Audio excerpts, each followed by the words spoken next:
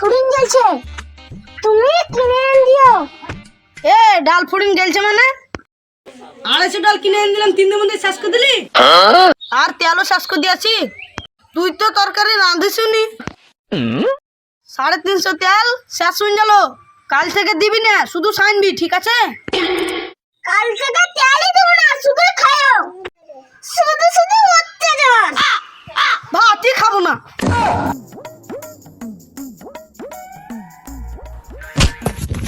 আল্লাহ রে আল্লাহ, মাজা নাই রে বাচ্চা, রে বাচ্চা।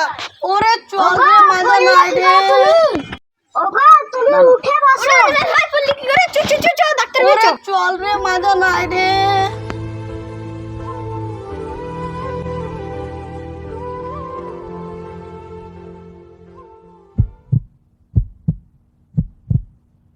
আপনি কি কিছু খান না? মাছ মাংস ফল ফুলারি আপনি কি চোখে দেখেননি না খাননি? শুধু ঝালসানা খান নাকি?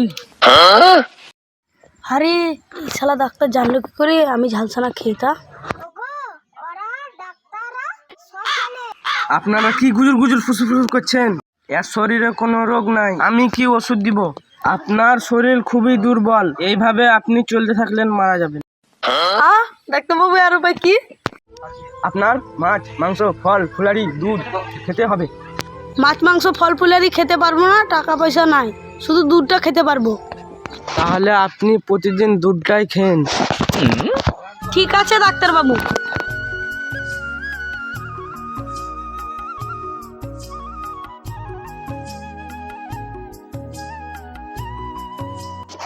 কতি জালি রে, আমাকে একটু দুধ দে রে। এই দেখো নাও,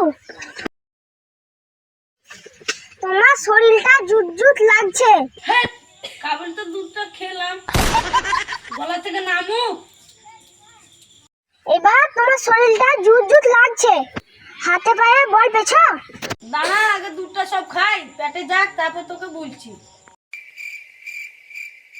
দুধ তো সব খাওয়া হয়ে গেল, এবার তুমি হাতে পায়ে বল পেয়েছো। আমাকে তো জালিম খেলো না সালের বিটি। এই জলে, এই জলে, এই জলে, এই জলে, এই জলে। এ ছুঁড়া, তুই এক্ষুনি তো দুর্বল ছিলি, এক্ষুনি তোর মুখে মারতে লাগলি।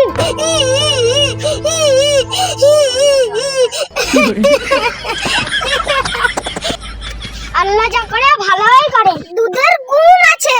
এ ভাবি তুমি জুলিয়া ভাই মারলো, তুমি হাসছো কেন? দুধের গুণ